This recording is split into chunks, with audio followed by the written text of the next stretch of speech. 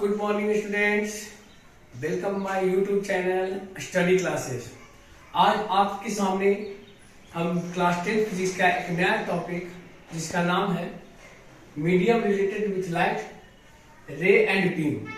आज इसके बारे में अच्छे से जानने की कोशिश करेंगे। तो आइए हम स्टार्ट करने से पहले एक बार उस सारी बातों को रिवाइज करते हैं जिस पर हमने पहले ये वीडियो बना चुका है। आपने रिफ्लेक्शन ऑफ लाइट पढ़ा, आपने लाइट पढ़ा, बिल्कुल पढ़ा, आपने सोर्सेस ऑफ लाइट पढ़ा, बिल्कुल पढ़ा। ये सारे चीज पढ़ने के बाद आज हम ये जानेंगे कि मीडियम क्या होता है। क्या लाइट को मीडियम की जरूरत है? क्या उसको एक नेसेसरी है मीडियम की? दूसरा, रे क्या है और बीम क्या है? ठीक है, तो इस सारे चीज को देखते हुए हमने यहाँ वीडियो लाया है और इसको आप अच्छे से ध्यान से देखेंगे और समझने की कोशिश करेंगे। तो आइए, मैं रत्नेश कुमार और शुरू करते हैं आपके साथ मीडियम रिलेटेड विथ लाइट। तो बच्चों देखो, मीडियम साउंड पढ़े थे तो याद होगा आपको क्लास 9 में कि मीडियम नेसेसरी होता है साउंड के लिए, कि कौन सा साउंड कौन से मीडियम में कितना ट्रेवल करेगी, कैसे ट्रेवल करती है, क्या उसको जरूरत है। लेकिन यहां पे लाइट में हमने ये जाना कि light is an electromagnetic wave. Electromagnetic wave means क्या? वैसा वेव, ये लाइट ऐसा वेव है जिसके लिए मीडियम की जरूरत पड़ती ही नहीं। तो ऐसा क्या हो सकता है कि मीडियम की जरूरत नहीं पड़ेगी तो लाइट नहीं आएगी? तो it is not necessary for light. Medium necessary नहीं है बट फिर भी मीडियम है। तो मीडियम है तो कौन सा मीडियम से लाइट पास कर जाती है, कौन सा मीडियम उसको रिफ्लेक्ट कर देती है, या कौन सा मीडियम है जिसे ऑब्जर्व करती है, बहुत सारी चीजें, और ये सारी चीज को हम यहाँ पर समझने की कोशिश करते हैं। तो चलिए स्टार्ट करते हैं। और स्टार्ट हम कैसे करते हैं आपको पता ही है। स्टार्ट सबसे पहले डिफिनेशन से दिमाग में सेट कर लेंगे और अच्छे से ध्यान से देखेंगे। तो सबसे पहली बात कर लेते हैं मीडियम की। मीडियम कहता क्या है? A medium is any surface that allow light to pass through it completely और पार्शियली। कहता मीडियम वो मीडियम है, मीडियम तो मतलब समझते हैं ना, मीडियम का अगर हम हिंदी करें तो साधन होता है। तो मीडियम वैसा मीडियम है जो लाइट को अलाउ करता है कि आप या तो हमसे कंप्लीटली पास कर जाइए और नहीं तो आप कम से कम पार्शियली तो जरूर पास कीजिए। क्लियर है? पार्शियली का मतलब क्या हुआ, कंप्लीटली का मतलब क्या हुआ? कंप्लीटली का मतलब आया जिस एनर्जी के साथ है उसी एनर्जी से चला गया, और पार्शियली जिस एनर्जी के साथ रहता है अपना एनर्जी कुछ लॉस करके आगे जाता है। ठीक है बच्चों, तो आइए हम देखते हैं कि है क्या मीडियम। समझ में आया आपको? फिर से मैं बोलता हूं, A medium is any surface that allow light to pass through it completely or partially. Medium वो साधन है जिसके जो ये तो लाइट को अलाउ कर मतलब उसको बोलता है कि आप आइए मेरे पास और हमको क्या कीजिए, क्रॉस कर जाइए। और वो मीडियम कुछ भी हो सकती है। तो स्टार्ट। तो यहां पर देखिए, there are 3 types of medium. 3 तरह के मीडियम्स बने हैं और हम जानेंगे कि कौन सा मीडियम कौन से मीडियम से कैसे लाइट पास करती है। तो बच्चों पहला बात ये, एक ट्रांसपेरेंट है, और हम ये पहले भी आप जूनियर क्लास में भी पढ़ चुके होंगे कि ट्रांसपेरेंट है होता क्या है। It is a medium through which light propagates easily. ये एक ऐसा मीडियम है जो इजिली लाइट को क्या करता है, प्रोपोगेट करवा देता है, उसको पास करवा देता है, उसे कोई छेड़छाड़ नहीं करता, बोलता आइए और जाइए। अब सोचो, जब किसी चीज में मान के चलिए यहां पर कोई एक ऑब्जेक्ट है, यहां पर मैं एक ऑब्जेक्ट देता हूं और इस ऑब्जेक्ट पर जब लाइट पड़ रही है, ठीक है, लाइट पड़ी, स्ट्राइक के लिए सोर्स ऑफ लाइट है और इस ऑब्जेक्ट पर लाइट आ रही है, लाइट करे आ रही है और इसे वापस क्या कर दे रही है, जाने दे रही है। तो देखना बच्चों क्या हो रहा है यहां पे, ये हो रहा है क्या कि जिस पोजीशन से ये चला था, जिस एनर्जी के साथ चला था, ऑब्जेक्ट पर पड़ने के बाद उसी एनर्जी से क्रॉस कर गया है, कोई चेंज नहीं हुआ, इजीली पास कर गया। ठीक है, इजीली उसे कोई डिस्टरबेंस नहीं हुआ, भले बीच में कोई मीडियम आ गया और वो मीडियम ट्रांसपेरेंट है, आने दीजिए, क्या दिक्कत है। आप कितना भी ट्रांसपेरेंट लाइट के पास रख दीजिए, सबसे लाइट क्या होगी, पास होगी। और ये पास होती क्यों है, क्योंकि वो ऑब्जेक्ट ही ट्रांसपेरेंट है, जो उस लाइट को ये अलाउ करता है कि मुझे कंप्लीटली क्या कर जाओ, पास कर जाओ। ठीक है, तो बच्चों देखो, clear water, glass, clean air, ये सारे एग्जाम्पल हैं। अब ये सब क्लियर वाटर है क्यों, तो आपको पता होगा कि बहुत सारे वाटर हैं जो क्लियर नहीं है, क्लीन वाटर नहीं है। तो क्लीन वाटर नहीं है तो क्या उससे लाइट प्रोपेगेट करेगी कंप्लीटली, आंसर आएगा नहीं। ठीक है, अब आ जाओ, ग्लास है, ठीक है।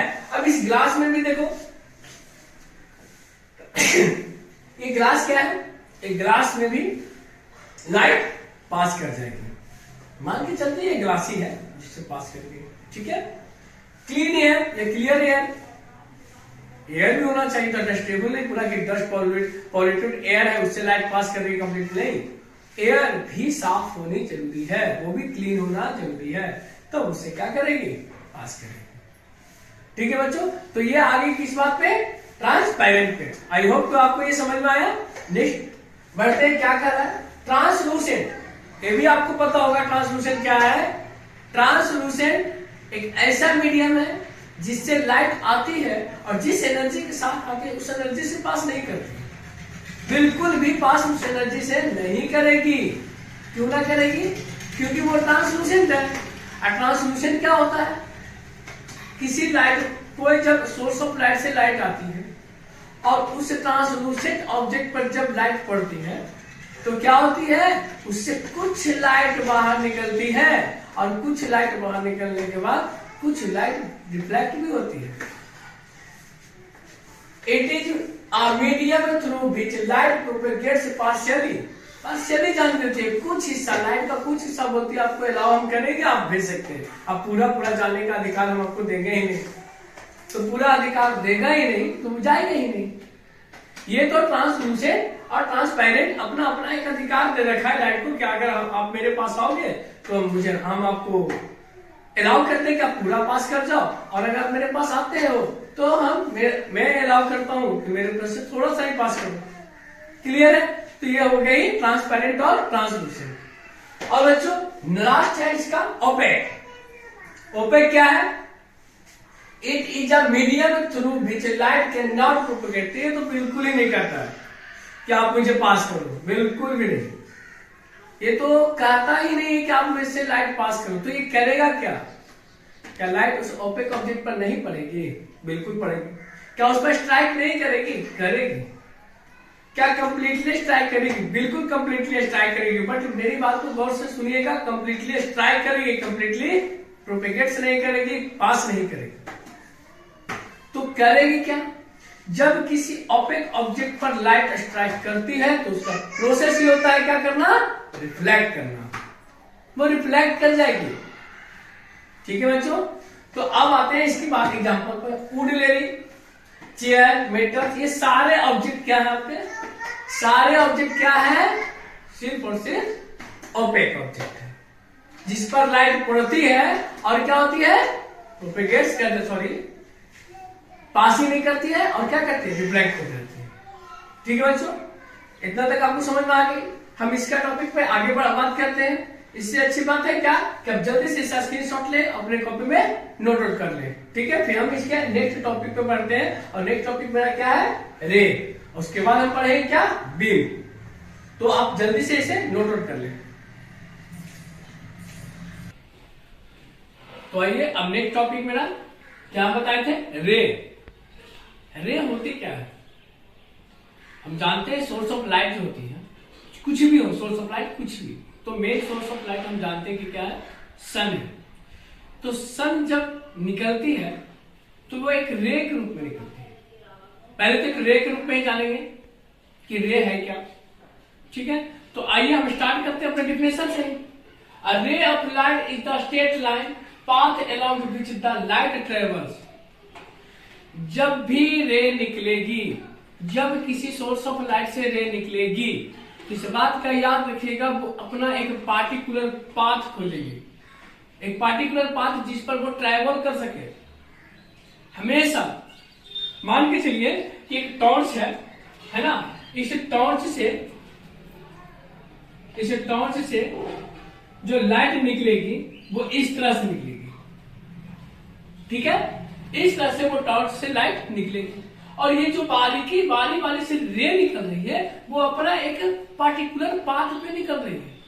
ऐसा नहीं कि ये निकल करके इधर चला गया, ये निकल करके इधर चला गया, कैसा होता है? बिल्कुल नहीं। तो रे जो होती है वो हमेशा एक पार्टिकुलर पाथ ढूंढती है जिस पर वो ट्रैवल कर सके, और बिल्कुल स्ट्रेट लाइन। कैसा लाइन? Straight line. उसे हम क्या कहते हैं? रे कहते हैं।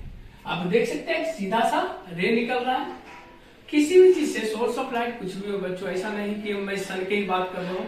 सोर्स ऑफ लाइट कुछ भी हो सकता है, इसको आपको ध्यान में रखना है। और सोर्स ऑफ लाइट से जब लाइट निकलती है तो जो रे निकलती है वो एक अपना पार्टिकुलर पाथ खोजती है, ढूंढती है कि मैं कौन से पाथ पे चलूंगा। जब तक उसे एक स्ट्रेट लाइन का पाथ नहीं मिलेगा वहां से रे पास नहीं करेगी। ठीक है बच्चों, बात को समझ रहे हैं हम क्या कहना चाह रहे हैं? क्लियर है? अब है क्या, इसकी कुछ वैल्यूज है। It is represented by an arrow head on a straight line। इसकी जो स्ट्रेट लाइन है उसके हेड पर हम क्या करते हैं?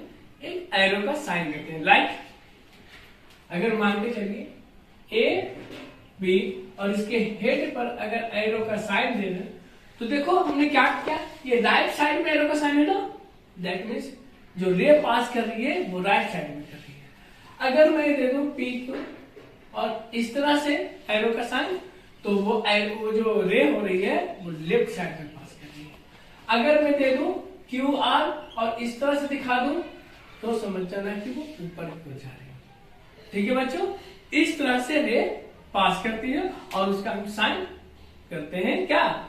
Head on a straight line. ठीक है, क्लियर है? अब आगे चलते हैं। The direction arrow gives the direction of propagation of light. जिस लाइट में जा रही प्रोपिगेट हो रही है, जिस डायरेक्शन में, साइड भी उसी डायरेक्शन में लगता है जो मैंने आपको ऊपर दिखाया है। कोई दिक्कत बच्चों? यहां तक तो ठीक है सर। अब बात आती है कि क्या एरो अकेला निकलता है? सॉरी, रे अकेला निकलता है क्या? वो अकेले निकल के पास करती है? तो नीचे देखिए टॉर्च वाला एग्जांपल में देख लीजिए, ढेर सारे निकल रहे हैं ना, बहुत सारे लाइट का निकल रहे, रे निकल रहे। तो सर इसका क्या है, ये क्या एक्चुअली है? बहुत सारे रे निकल रहे, क्या है? तो देखिए, जब भी सोर्स ऑफ लाइट से जब कोई रे निकलने की कोशिश करती है, निकलती है तो एक ग्रुप के साथ निकलती है।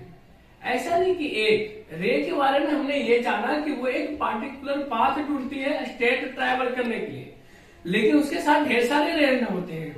तो जितने रे होंगे उस सारे जो ग्रुप में आएंगे, एक ग्रुप में पास करेंगे, ग्रुप में निकलेंगे, कोई इधर, कोई नीचे, कोई ऊपर, कोई उससे नीचे, कोई उससे ऊपर।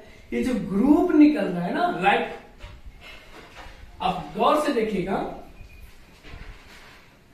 ये जो ग्रुप में रे निकल रहा है, ये ग्रुप में जो रे निकल रहा है, तो ये ग्रुप ऑफ रे, ये पूरा जो है बाबू, इसको हम कहते हैं बीम। आप इसे बीम कर दो या पेंसिल, इसमें कोई दिक्कत नहीं है। इसे हम क्या कहते हैं? बीम। यानी ग्रुप ऑफ, तो एक डिफिनेशन क्या निकलेगा बीम का अगर पूछा जाए तो एक ग्रुप ऑफ रे इज कॉल्ड बीम। और पेंसिल, क्लियर? तो देखिए क्या होगा, अ ग्रुप ऑफ रे is called beam of light और पेंसिल ऑफ लाइट। आप पेंसिल भी कर सकते हैं, कहीं कहीं आपको पेंसिल देखने को मिलेगा तो आपको कंफ्यूज होने की जरूरत नहीं है। बीम और पेंसिल में कोई डिफरेंस नहीं है, बिल्कुल भी नहीं। दिमाग में सेट कर लीजिएगा, बी इज इक्वल टू होता है पेंसिल और पेंसिल इज इक्वल टू होता है बीम। ठीक है, तो मैंने क्या सीखा? क्या ग्रुप ऑफ रे is called beam of light और पेंसिल ऑफ लाइट। ढेर सारे ग्रुप में निकल रहे हैं, उसे हम क्या बोलते हैं? बीम बोलते हैं। ठीक है, तो अब बात आती है कि सर बीम निकल रही है तो कहां से आती है सोर्स, कहां जाके स्ट्राइक करती है, कहां कहां मिलती है? सुने, मतलब ऐसा भी तो होता है कि ढेर सारे बीम एक जगह जाके मिल गए हैं या नहीं भी मिलते हैं, इससे फैलते हैं। फिर सबका क्या नाम दिया गया, किसके अकॉर्डिंग इसको डिवाइड किया गया। तो बच्चे देखो, there are 3 types of beam of light. मैं इसे इरेज कर देता हूं, आप इसे पॉज करके कभी ना कभी लिख लीजिएगा। देखिएगा यहां क्या बोलता है, there are 3 types of beam of light. 3 types है जो कि बीम का है। बात समझ में आ रही, कितने टाइप्स है बीम का, 3 टाइप्स। और इसको देखो, ये जो टॉपिक है ना, इसको अच्छे से समझना। आपको एक एक टॉपिक आपको आगे आपके इस फिजिक्स के पूरे चैप्टर को कवर करने में सहायता करेगी। हर एक टॉपिक को, हर एक पॉइंट को ध्यान से देखना है। और कोई दिक्कत हो तो स्टडी क्लासेस के कमेंट बॉक्स में जाना है और जरूर इसको क्या करना है, कमेंट करना है, ठीक है। और एक बीच में एक बात बोलना चाहता हूं कि अगर आप मेरे वीडियो पे नए हैं तो इसे लाइक, सब्सक्राइब और शेयर ज्यादा से ज्यादा करें, ठीक है बच्चों। तो चलिए हम आते हैं अपने मेन टॉपिक पे। तो ये जो 3 टाइप बांटा गया है लाइट को, उसका फर्स्ट टाइप क्या है, कन्वर्जेंट बीम। तो कन्वर्जेंट से ही पता चलता है कि कन्वर्ट होना एक तरह से होता है, इसे ये कन्वर्ट होता है। कन्वर्जेंट का मतलब होता है कि बहुत सारे दोस्त लोग मिलकर के एक साथ आ गए। अब मान के चलो ना कि आप कहीं से, जिसे मान के चलो मेरे क्लास में पढ़ाई कर रहे हैं, स्टडी क्लासेस में ढेर सारे बच्चे हैं, तो कोई कहीं, तो कोई कहीं, तो और कोई कहीं, मतलब बहुत सारे लोग आते हैं, बहुत सारे स्टूडेंट्स आते हैं और आके स्टडी क्लासेस में बैठ जाते हैं। तो हुआ क्या, देखना, कोई यहां से आ रहा है, कोई यहां से आ रहा है, कोई यहां से आ रहा है। यहां पे आपका ले लेते हैं स्टडी क्लासेस। कोई बच्चा यहां से आया, कोई बच्चा यहां से आया, आ करके सब एक ही जगह पे क्या हो गया, मिल गया। कोई अपने घर से, कोई अपने घर से, कोई फलाना जगह, कोई ठिकाना जगह, और जो भी जगह से आ रहे हैं, लेकिन आने के बाद वो उसका रास्ता कोई उससे मतलब नहीं है, लेकिन आने के बाद वो स्टडी क्लासेस में क्या होते हैं, मिल जाते हैं। ये सारे स्टूडेंट्स कहीं ना कहीं से आते हैं, लेकिन यहां आने के बाद स्टडी क्लासेस में आने को बोलते हैं convergent of beam. I hope आपको समझ में आया। तो इसके हम डिफिनेशन बात करते हैं। It is that in which ray of light go to meet particular point. जब लाइट, सोर्स ऑफ लाइट कुछ भी हो, जब वहां से लाइट आ रही है और आने के बाद एक पार्टिकुलर पॉइंट में जाकर मिल जा रही है, उसे क्या कहते हैं, कन्वर्जेंट ऑफ लाइट। क्लियर है यहां तक, क्लियर है? हाँ या ना बोलो, कमेंट में बताओ कि क्लियर हुआ या नहीं हुआ, जरूर बताओ। नहीं बताओगे बीमारी, बच्चा ठीक नहीं होगा, आगे बीमारी बढ़ जाएगी, तो फिर मुझे नहीं कहना। चलो आगे चलते हैं। मैंने फिर क्या बोला, it is that in which ray of light go to meet particular point. एक पॉइंट पार्टिकुलर होना चाहिए जहां पे सारे रे आकर के मिल जाए, उसे हम बोलते हैं कन्वर्जेंट बीम। और इसी को पेंसिल भी कर सकते हैं, no doubt. The width of the beam goes to decreasing as the ray proceed forward। इसमें एक प्रोसेस होता है जिसको ध्यान से देखिएगा कि जब सभी लोग हमारे क्लास में आके बैठ रहे, मेरे क्लास में आके बैठ जा रहे हैं, तो आने के दौरान बहुत दूर दूर से आ रहे हैं, लेकिन जैसे जैसे आते हैं और एक पार्टिकुलर पॉइंट में मिलने की कोशिश करते हैं, तो उन सारे स्टूडेंट्स के बीच का जो बीट होगा वो डिक्रीज होगा। क्या होगी, डिक्रीज होगी। देख लेते हैं। This is the particular point O, no doubt, this is the particular point O, और ये आ रही है आपकी रे, ग्रुप ऑफ रे। तो अब गौर करो कि इसके और इसके सभी के बीच का जो बीट है, यहां पर गौर कीजिएगा। यहां पे आने के बाद कुछ बीट कम हो रही है, यहां पे आने के बाद बीट कुछ कम हो रही है, और फाइनली इस पॉइंट पे तो बीट नाम का कोई चीज ही नहीं रहा। देख लीजिए, क्या इस पॉइंट पे आपको बीट दिखाई दे रही है? यहां पर गौर से देखिए। तो इस पॉइंट को याद रखना हमेशा कि the width of the beam goes on decreasing as the ray proceed forward. जब एक पॉइंट पे जाके मिलने की कोशिश करती है, तो वहां पे क्या हो रही है, क्या हो रही है, फिर से बोलो, क्या हो रही है, वहां पे विड्थ एक डिक्रीज हो रही है। दो बात समझ में आया। बीच क्या हो रही है, डिक्रीज हो रही है। किसके बीच का डिक्रीज, रे के बीच में, ग्रुप ऑफ रे के बीच में जो बीट होगा वो डिक्रीज होगा, उसे हम कहेंगे कन्वर्जेंट बीम, और उसी को बोलते हैं कन्वर्जेंट पेंसिल। पेंसिल और बीम में डिफरेंस नहीं है, कुछ भी कंफ्यूजन होने की जरूरत नहीं है। ठीक है बच्चों, यहां तक कोई दिक्कत, कोई दिक्कत तो है, बोलो, अरे बोलो, मैं देख रहा हूं तुम्हें, तुम्हें क्या लग रहा है कि मैंने देखा, बोलो बोलो बोलो बोलो। चलो ठीक है, तो अब क्या करेंगे, जगह तो है नहीं, तो आप इसे जल्दी से स्क्रीनशॉट लीजिए ताकि हम इसके पास दो और जो टाइप्स बच रहे हैं उसको कंप्लीट करें। ठीक है, तो अब कुछ करना नहीं है, मैं यहां से हटूंगा, आपको वीडियो पॉज करना है, एक स्क्रीनशॉट लेना है, बाद में नोट आउट कर लेना है, ताकि आगे का जो मेरा दो टॉपिक और सॉरी दो टाइप्स और बचे उसको क्या करना है, लिखना है। ओके बच्चों, चलो ठीक है, तो आप लोग ने स्क्रीनशॉट ले लिया, चलो अच्छी बात है, और स्क्रीनशॉट लिया तो हम आगे बढ़ते हैं। सबसे पहले उसकी बात कर लेते थे, क्या नाम पिछले बार टॉपिक में पढ़ा है, कन्वर्जेंट बीम का एग्जांपल वगैरह वहां दिया हुआ था, आप नोट आउट कर लेना। वैसे उसका आई होगा, बहुत सारे एग्जांपल है जो आप नोट आउट कर सकते हैं। ठीक है, तो अब अगला जो है डाइवर्जेंट बीम। ये डाइवर्जेंट बीम क्या होता है, देखो उस टाइम क्या होता है कि बहुत सारे सोर्स से आते हुए एक क्लास में आके बैठ गया, एक पार्टिकुलर पॉइंट पे मिल गया, तो आने वाले सोर्सेस डिफरेंट थे, आने वाले सोर्सेस क्या थे, डिफरेंट थे, तो आने वाले सोर्सेस डिफरेंट थे बट मिलने के बाद एक हो गए, उसे हम क्या बोलते हैं, कन्वर्जेंट बीम। यहां डाइवर्जेंट बीम में क्या है, यहां सोर्स ऑफ लाइट एक ही होगा, सोर्स ऑफ लाइट एक होगा, और उस सोर्स ऑफ लाइट से अलग अलग अलग अलग फैलना शुरू होगा। ठीक है, उसकी जो रे होगी वो दूर भागेगी एक दूसरे से। वहां क्या हुआ था, एक पास में आई थी, एक जगह मिली थी, एक पार्टिकुलर पॉइंट पे मिले थे।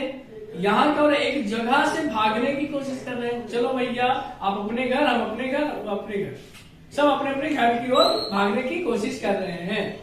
ठीक है, तो अब आते हैं डाइवर्जेंट बीम, सेम चीज वही है, बस उसका उल्टा कर देना है और कुछ भी नहीं। It is that in which ray of light come out of a point source is called divergent beam of light। मतलब एक पॉइंट से, एक पार्टिकुलर पॉइंट से अगर हम इसको मान लेते हैं source of light, source of light, तो आप देख रहे हैं कि ये सारे डायरेक्शन में क्या हो रहे हैं, डिवाइड होते जा रहे हैं, भागे जा रहे हैं। क्लियर है, निकले जा रहे हैं, निकले जा रहे हैं, दूर भागने की कोशिश कर रहे हैं। नो डाउट, इसे हम क्या बोलते हैं, डाइवर्जेंट बीम। क्लियर है, पेंसिल मैंने बोला था, पेंसिल भी कह सकते हो, नो डाउट, नो, उसमें कोई दिक्कत ही नहीं है।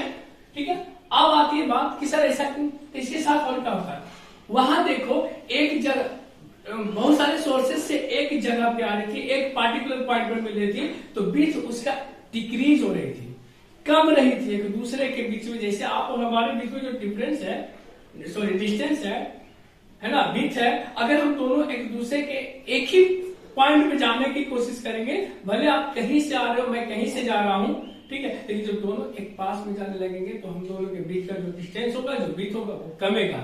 और लेकिन अगर एक ही पॉइंट से आप कहीं और, मैं देखो हुआ क्या कि आप आए कहीं और से, जा कहीं और रहे, ठीक है, तो इस तरह से क्या होता है, हम लोग जैसे पास आते हैं उसी तरह से हम लोग क्या करते हैं, हमारे चैनल पे भी जुड़ जाते हैं। तो देखिए नीचे आपके पास एक स्क्रीन पे आ रहा होगा लाइक और सब्सक्राइब का लोगो, आप उसे क्या करते हैं, जल्दी से सब्सक्राइब कर दे ताकि हम और आपके साथ डिस्टेंस कम हो। हमें कन्वर्जेंट बीम नहीं, हमें कन्वर्जेंट बीम बनना है, नॉट डाइवर्जेंट बीम। हम एक दूसरे को डिस्टेंस को कम कर सके, तो प्लीज आप स्क्रीन पर देखें, आपके पास आ रहा है लाइक और सब्सक्राइब का बटन, आप उसे लाइक सब्सक्राइब और शेयर ज्यादा से ज्यादा करें मेरे, तो आप अपने सारे दोस्तों के बीच फैला दें। कोशिश करें कि आप इस स्टडी क्लासेस में सीख कर जाएं और मैं आपको सिखा कर जाऊं। ठीक है बच्चों, चलो अब आते हैं टॉपिक पर। तो यहां क्या हो रहा है, the width of the beam goes on increasing as the rays proceed forward. जब एक सोर्स ऑफ लाइट से जो रे होगी, जो किरणें होगी, वो अलग अलग अलग अलग दिशाओं में भागना शुरू करेगी, तो क्या होगी, वहां पर विड्थ डिक्रीज ना होकर के इंक्रीज होगी। देखिए बच्चों, यहाँ इंक्रीज हो रही है। अब गौर से देखना, शुरू का विड्थ देख लीजिए और अभी का विड्थ देखिए, इंक्रीज हुई या नहीं हुई? बोलो कि नहीं हुई है, बोलो हुई ना, चलो हुई। That mean source of light एक ही हो, वहां से रे निकल रही है और दूसरे दिशाओं में फैल रही है, उसे हम क्या कहते हैं, डाइवर्जेंट बीम। ठीक है बच्चों, चलो अब आते हैं आगे, आगे चलते हैं। ये पैरेलल बीम, कौन सा बीम, पैरेलल बीम। अब बच्चे तो पैरेलल इतने बार आप पढ़ोगे ना, फिजिक्स में पैरेलल, केमिस्ट्री में पैरेलल, तो मैथ में parallel, parallel parallel parallel parallel. Parallel का मतलब ही जानते हैं कि जिसके बीच का डिस्टेंस हमेशा कांस्टेंट होगी, कभी चेंज नहीं होगी, ना ही इंक्रीज होगी ना डिक्रीज होगी। जो है शुरू में, जो स्टार्टिंग में डिस्टेंस है, जो विड्थ है, वो हमेशा रहेगी। सही कर रहा हूं ना? अगर गलत कर रहा हूं तो बोलो, बोलो मैं गलत कर रहा हूं क्या, बोलो बोलो, नहीं मैं सही कर रहा हूं। तो चलो आगे चलते। It is that in which all the rays move parallel to one another, the width of the parallel rays remains constant throughout. Source of light कुछ भी हो, यहाँ एक सोर्स ऑफ लाइट, यहाँ एक सोर्स ऑफ लाइट, यहाँ पे एक सोर्स ऑफ लाइट, और ये पैरेलल भागे जा रही है, रेस लगा रही है। पैरेलल रेस लगता है ना, बस दौड़ते जाओ, रेस लगा रही है, जा रहे। इसे हम क्या बोलते हैं, पैरेलल बीम ऑफ लाइट। इसका एक ही एग्जांपल आपको मेनली रूप से जानना है, वो है सन। जब सन से रे निकलती है ना, जब सन से रे निकलती है तो हमेशा ऑलवेज पैरेलल के रूप में निकलती है। मैंने क्या कहा, डाउट नहीं कर होने देना अपने माइंड को, कंफ्यूज मत होने देना। सन से जो लाइट निकलती है वो कैसा निकलती है, तो पैरेलल निकलती है। कैसा, पैरेलल। सन जो है main source of light for our earth and all planets, but इसकी जो रे होगी वो निकलती है, तो कैसे निकलती है, ग्रुप ऑफ रे, वो पैरेलल निकलती है। क्या यहां तक कोई दिक्कत आपको, क्या आपको कोई प्रॉब्लम समझने में, कंफ्यूज होने की जरूरत नहीं है। अब अच्छे से हर एक टॉपिक को पढ़ने की कोशिश करो, ठीक है। इसके बाद यहां तक का ये पूरा बीम ऑफ लाइट और रे आज के वीडियो में हमने कर लिया है कवर। बस अब आपको इसको करना है रिवाइज करके इसको पढ़ना। और बच्चों में बिलीव दिलाता हूं, अगर आप पॉइंट टू पॉइंट पढ़ते चल जाइएगा, आपको आने वाले 1 साल के बाद, मतलब समझ लो, मैं बोर्ड एग्जाम की बात कर रहा हूं, ये नहीं कि अभी पढ़ाया ये समझ में आएगा तुम्हें 1 साल के बाद। बोर्ड एग्जाम तक क्लास 10 के बच्चे को कोई भी दिक्कत नहीं होगी, और इतना भास्ट नहीं है बच्चों, डरना नहीं है, घबराना नहीं है, मैं आपके साथ हूं। और चलते अब चलेंगे नेक्स्ट वीडियो में, जो होगा पार्शियली और टोटल इंटरनल रिफ्लेक्शन के बारे में हम जानेंगे। और पता है वो बहुत इंपॉर्टेंट है, अब आगे ये भी जानेंगे रेनबो कैसे बनती है, सनसेट और सनराइज के टाइम क्या होती है, बोलो क्या होती है। वो होती है कि वो मुझे क्या बोलते हैं उसको, ऑरेंज, लाल, पिंक क्यों दिखाई देता है।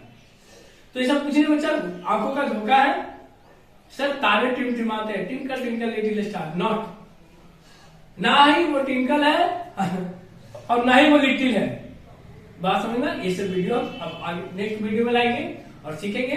तो thank you so much for watching my video, and please मुझे सपोर्ट करें। मेरा जितना मुझे सपोर्ट करेंगे उतना ही मैं अच्छा करूंगा।